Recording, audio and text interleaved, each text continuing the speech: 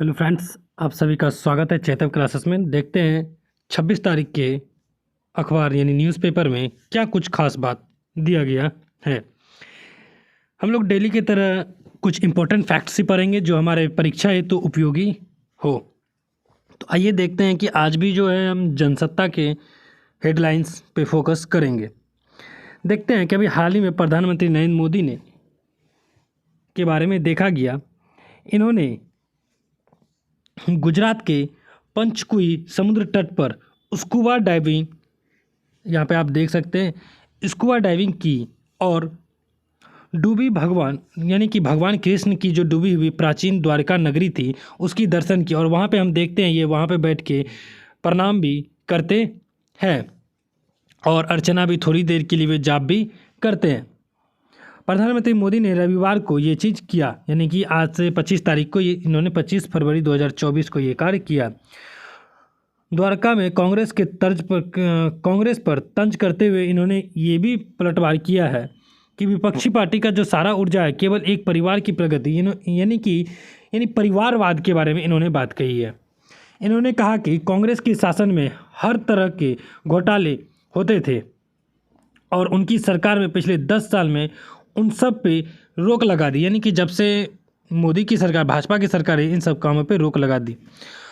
और देखते हैं कुछ खास जो बात है। 3 महीनों तक नहीं होगा मन का प्रसारण।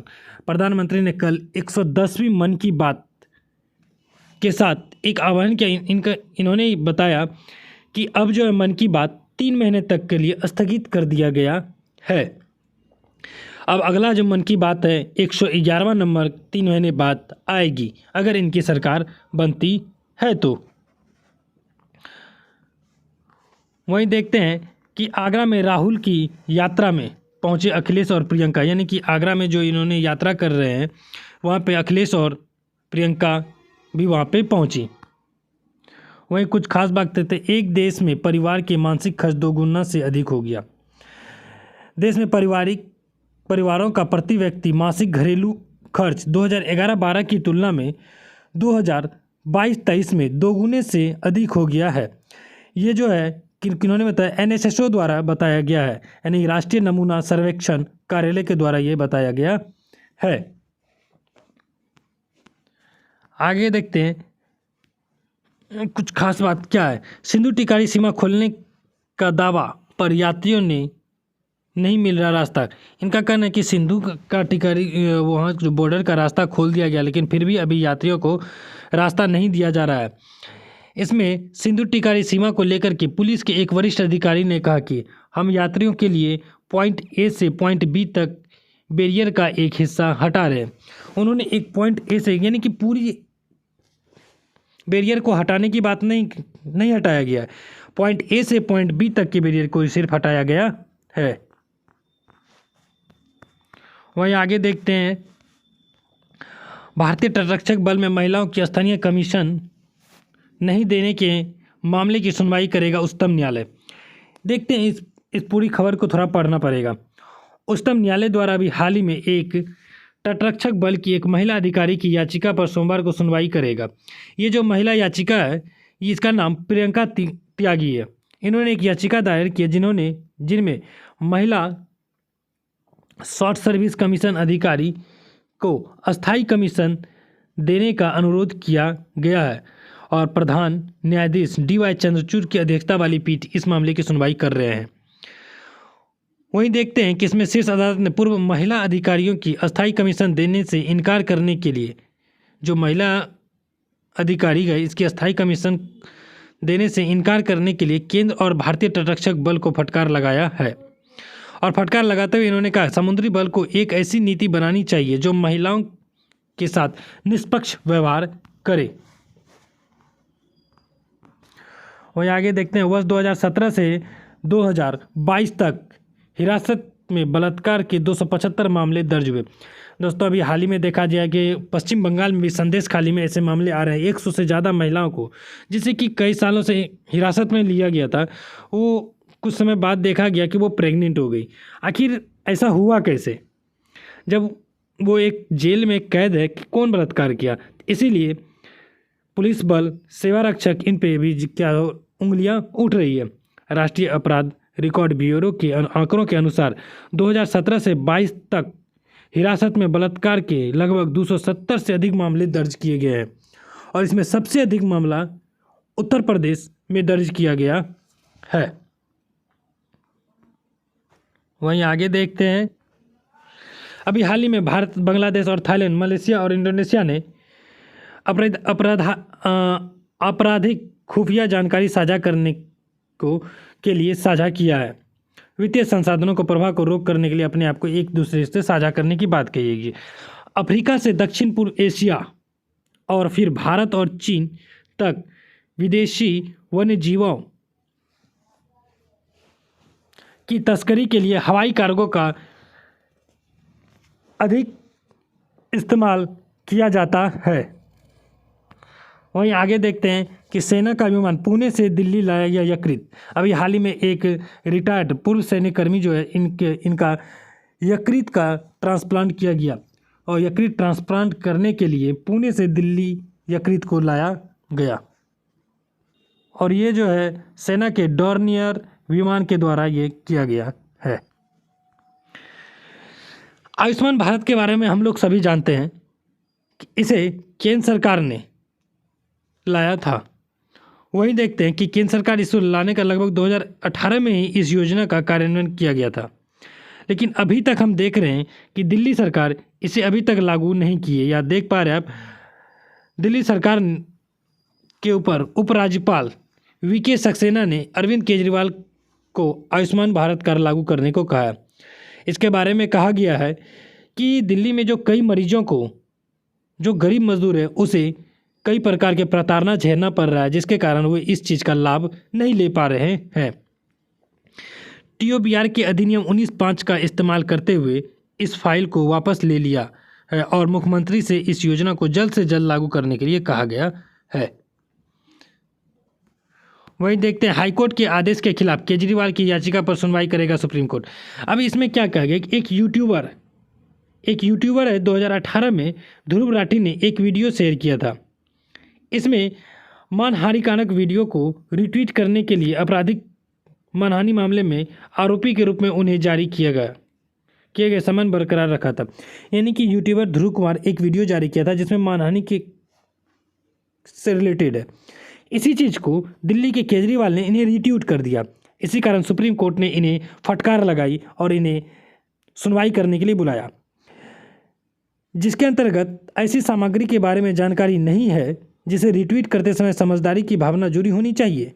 उच्च न्यायालय ने केजरीवाल को ये बताया कि आपको इस चीज़ का ख्याल रखना चाहिए। आप एक जनता के सार्वजनिक जीवन वाले व्यक्तित्व हैं, यानी कि आप जनता द्वारा चुने गए हैं और पूरे जनता का आप पे भरोसा जो रहता है, आप वैसे व्यक्ति हैं, फिर आप ऐसा कदम कैसे उठा सकते हैं। हालांकि केजरीवाल ने इस बात का खंडन किया। उन्होंने कहा कि मैं इस मानसिकता से इस पे नहीं सोच के इसे रिट्वीट किया। फिर भी सुप्रीम कोर्ट ने याचिका पर सुनवाई करने का फैसला लिया है। अभी हाल ही में दिल्ली में, दोस्तों इस बात को आप लोग कुछ सोच समझ के चलिएगा कि केजरीवाल सरकार ने अभी दिल्ली में एक समन जारी करते हुए इन्होंने कहा कि अगर हमारी सरकार सातों के सातों सीट दिल्ली में जीतती है, मैं 15 दिन के अंदर इस बिल को माफ़ कर दूंगा। कौन सा बिल? पानी के, ये जो बिजली बिल आया हुआ है वहाँ पे दिल्ली में, इस बिल को उन्होंने माफ़ करने की बात कही। आप खुद सोचिए सर, सोचने वाली बात है। मैं किसी सरकार के पक्ष में बात नहीं कर रहा हूँ। जब केजरीवाल पहली बार आए थे, इन्होंने कहा था मैं गाड़ी बंगला कुछ नहीं लूँगा। आज इनके ऊपर देखिए कि कितने बड़े इनके पास बंगले हैं और गाड़ियाँ हैं। दूसरी बात, इन्होंने कहा था मैं यमुना को साफ कर दूंगा, जो कि अभी तक नहीं कर पाए। अब ये दोबारा बोल रहे हैं कि मुझे दोबारा आप जिताओ, मैं यमुना को 5 साल में साफ कर दूंगा। आप खुद सोचिए कि जो सरकार 5 साल में ये काम नहीं कर पाई, अब वो दोबारा फिर से 5 साल मांग रही है। इस हिसाब से कैसे हम इन पे भरोसा करके इन्हें जिता सकते हैं। वहीं इनका कहना है कि 11 लाख लोगों को गलत पानी के बिल से राहत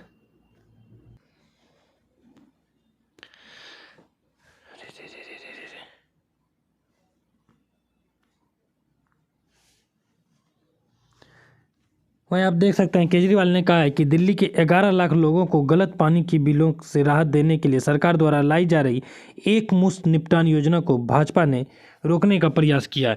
इनका कहना है कि हम इस बिल को माफ़ करने के लिए बार बार योजना ले रहे और भाजपा इसके रोकने के लिए रोक रही है।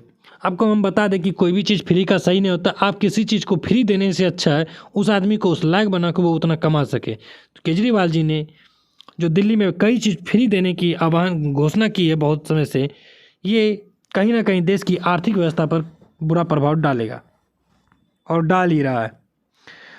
वहीं नोएडा के हवाई अड्डे के पास जापानी व कोरियाई कंपनी को मिलेगा कुछ ज़मीन। अभी हाल ही में उत्तर प्रदेश सरकार ने ये बात कही है कि नोएडा और जापानी इंडस्ट्री नोएडा और कोरियाई कंपनी नोएडा में जापानी और कोरियाई कंपनी को कुछ ज़मीन मुहैया कराया जाएगा जिसके तहत वे इलेक्ट्रिक कंपनियों का स्थापना लगाएंगे। इससे क्या होगा कि भारत में कई सारे रोजगार बढ़ेंगे, रोजगार के अवसर बढ़ेंगे। इसमें ईडा कोरियन के लिए 365 हेक्टेयर वो जापानी सिटी के लिए 395 हेक्टेयर भूमि अधिग्रहित किया गया है।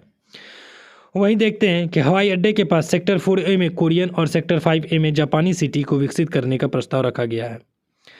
इसे आप हाईलाइट के अंतर्गत देख सकते हैं कि इलेक्ट्रॉनिक कंपनियां खासतौर पर semiconductor, AI, green hydrogen energy, solar energy इत्यादि का निवेश करेंगे।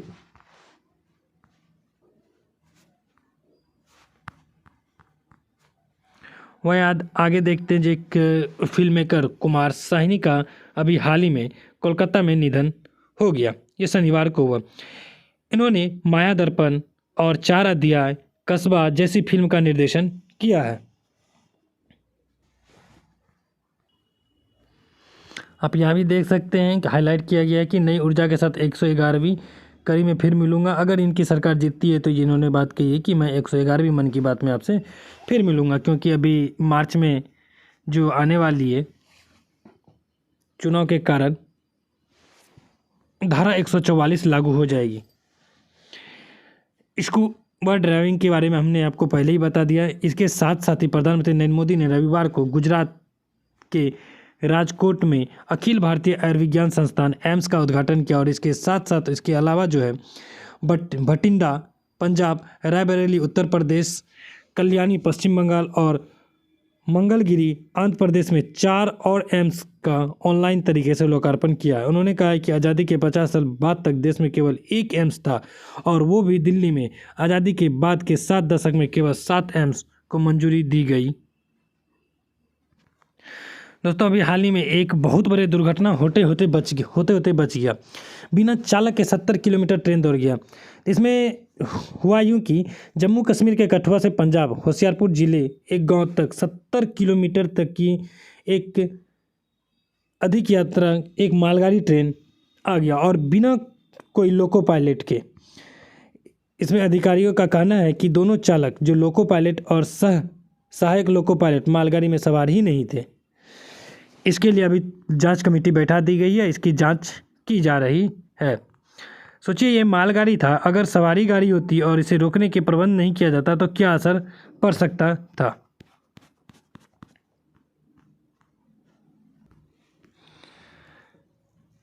हाल ही में जीएसटी परिषद ने यह स्पष्ट किया कि रियल एस्टेट नियामक प्राधिकरण यानी रेरा को माल एवं सेवा कर का भुगतान करने की आवश्यकता नहीं होगी। इसमें कहा गया कि रियल एस्टेट के नियामक रेरा संविधान के अनुच्छेद 243G के अंतर्गत आता है और जो पंचायतों की शक्तियों, अधिकार और जिम्मेदारियों से संबंधित है। इसमें कहा गया कि अगर इस पे कर लगाता है तो ये राज्य सरकार के द्वारा वित्त पोषित किया जाता है। राज्य सरकार को ये कर देना पड़ेगा क्योंकि ये जो है राज्यों द्वारा वित्त पोषित किया जाने वाला कार्य है। वहीं देखते हैं WTO बैठक में खाद्य सुरक्षा किसानों के मुद्दे का स्थायी समाधान पर जोर देगा भारत। विश्व स्तरीय WTO वर्ल्ड ट्रेड ऑर्गेनाइजेशन यानी कि विश्व व्यापार संगठन की बैठक में भारत खाद्य सुरक्षा को लेकर के अपनी बात को उठाएंगे।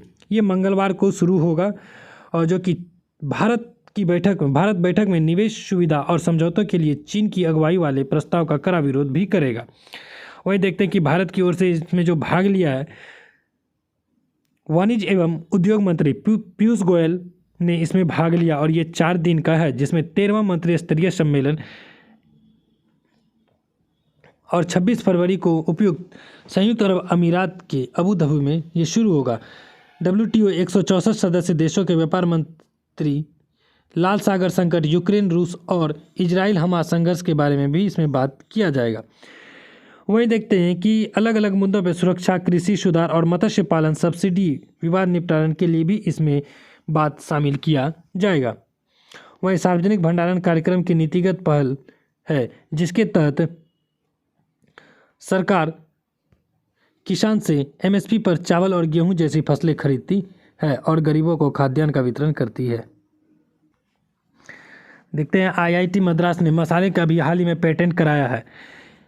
इनके मद्रास के अनुसंधानकर्ताओं ने कैंसर के इलाज के लिए भारतीय मसालों के उपयोग का पेटेंट कराया और दवाएं 2028 तक बाजार में उपलब्ध होने की संभावना है। यानी कि कैंसर के उपयोग मरीजों के लिए ये अच्छी खुशखबरी है।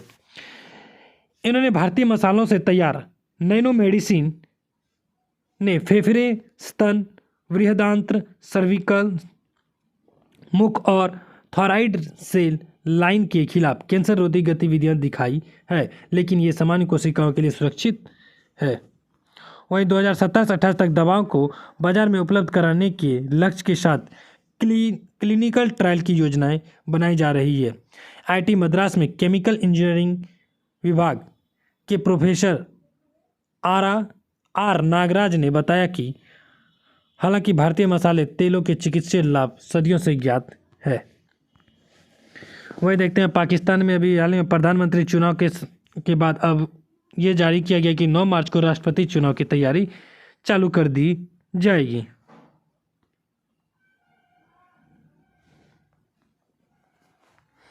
वहीं तिरुवनंतपुरम में रविवार को अडक्कल में पोंगल उत्सव मनाया गया। वहीं देखते हैं रेडोल्फ ने जीता सर्वश्रेष्ठ सहायक महिला अभिनेता का अवार्ड। रेडोल्फ ने जीता। इसका पूरा नाम डाविने जाय रेडोल्फ है। इन्होंने 30वें स्क्रीन स्टार्स गिल्ड अवार्ड में सर्वश्रेष्ठ सहायक महिला पुरस्कार खिताब जीता है। इन्हें किस चीज़ में अभियान के लिए दिया गया? द होल्ड ओवर्स में रेडोल्फ 37 के अभियान ने इन्हें नई ऊंचाई तक पहुंचा गया। इनकी उम्र हालांकि अभी 37 वर्ष हो रही है। श्रीलंका में विस्तारित वीज़ा पर और रूस और यूक्रेन से जो पर्यटक आए थे, इन्होंने श्रीलंका ने अभी हाल ही में उन्हें जल्द से जल्द देश छोड़ने के बारे में बात कही कि आप जल्द से जल्द देश छोड़ दीजिए। वहीं देखते हैं कि अभय सिंह ने टोरंटो में गुड फेलो क्लासिक स्क्वाश खिताब जीता है। अभय सिंह ने टोरंटो गुड फेलो में 3-0 से इलियट मैरिस डेविड को फाइनल में हराया है। वहीं भारत 2036 में ओलंपिक की मेजबानी करेगा। वहीं पैरा बैडमिंटन में देखते हैं कि यथिराज और प्रमोद कृष्ण ने स्वर्ण पदक जीता है। भारत के सुहस यथिराज, प्रमोद भगत और कृष्णन नागर ने अपना शानदार प्रदर्शन जारी रखते हुए रविवार को पैरा बैडमिंटन विश्व चैंपियनशिप की पुरुष एकल 4, SAL-3 और SH6 स्पर्धा में स्वर्ण पदक जीता है। वहीं इंडोनेशिया के यथिराज ने किसे हराया? इंडोनेशिया के फ्रेडी सेतियावान को हराकर अपना पहला खिताब जीता है। ये कहाँ के निवासी है? ये कर्नाटक के निवासी है और साथ ही उत्तर प्रदेश के 2007 बैच के IAS अधिकारी भी है। बता दें कि इनके शरीर के निचले हिस्सा सही ढंग से काम नहीं करता है। और एक और न्यूज, भारतीय पुरुष हॉकी टीम ने रविवार को यहां अपने से कम रैंकिंग की टीम आयरलैंड को 4-0 से हराकर FIH प्रो लीग के घरेलू चरण को जीत दर्ज कर ली है। धन्यवाद दोस्तों, आप सभी का हमारे साथ बने रहने के लिए। आप लोग से निवेदन है कि आप लोग ज़्यादा से ज़्यादा इस क्लास को शेयर करें, सब्सक्राइब करें और डेली नोटिफिकेशन के लिए बेल आइकन को जरूर दबाएं ताकि जब भी हम क्लास अपलोड करें आपको नोटिफिकेशन मिल जाए कि हमारा क्लास अपलोड हो गया और आराम से आप इस क्लास को कर पाएँ। ये क्लास आपके आने वाले सभी परीक्षाओं में करंट अफेयर से रिलेटेड जो दैनिक खबर है उसमें बहुत ही काफ़ी मददगार साबित होगी। धन्यवाद फ्रेंड्स आप सभी का।